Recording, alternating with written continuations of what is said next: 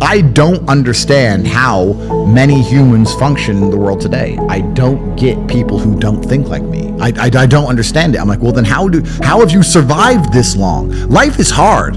Life is difficult.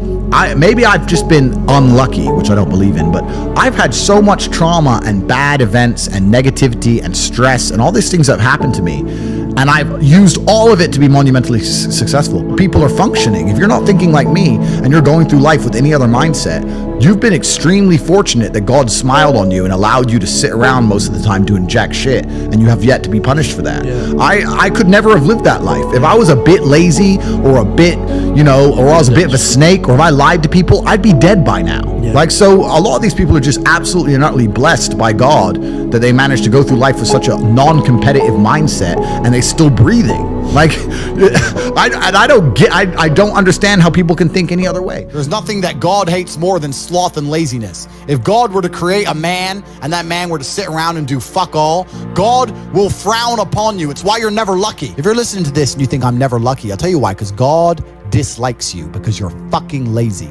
Start to work. Start to show God the beauty of his own creations. You'd be amazed how lucky you'll become. Wow. God is unhappy with these people.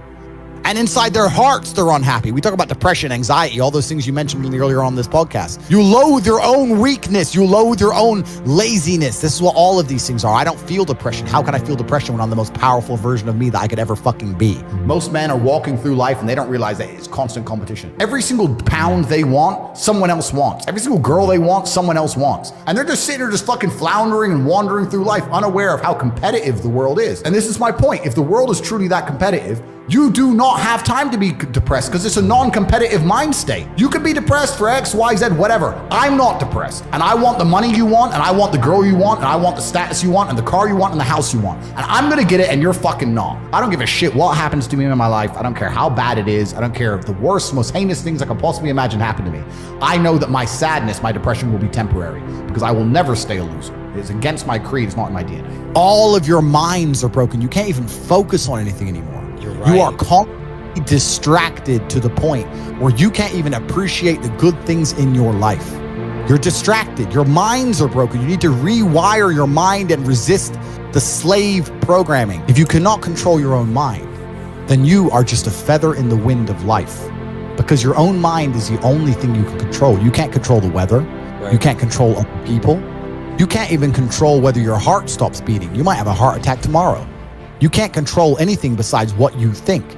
If you cannot control your own mind, then you go through life with zero control, zero influence. You can't control anything.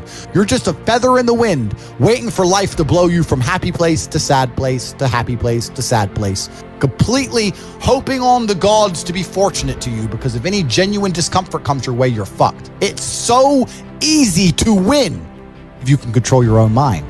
But it seems that nobody fucking can. Your own father's ashamed of you, and you don't even feel fucking motivated to do shit. It's a fucking shame.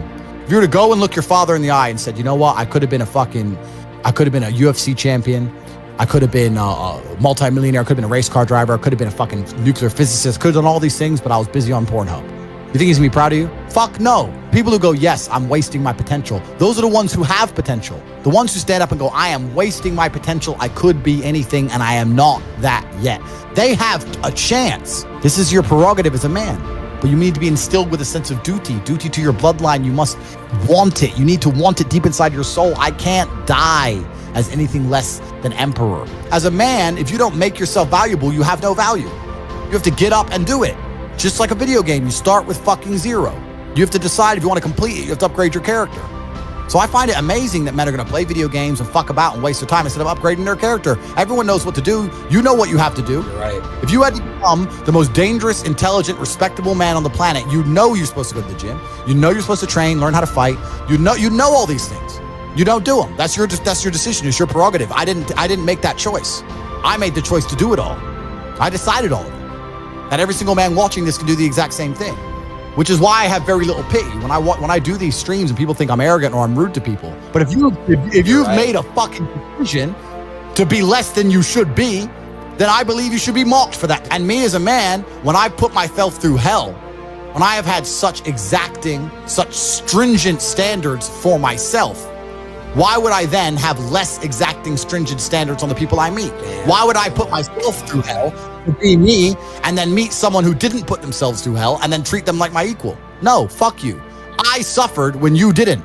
So you're not my equal because you decided not to suffer. You have enjoyed comfort when I haven't, and that's fine, but don't expect me to look at you as my equal because you're not, because I put myself through hell. I put myself through hell because I decided to throw comfort away.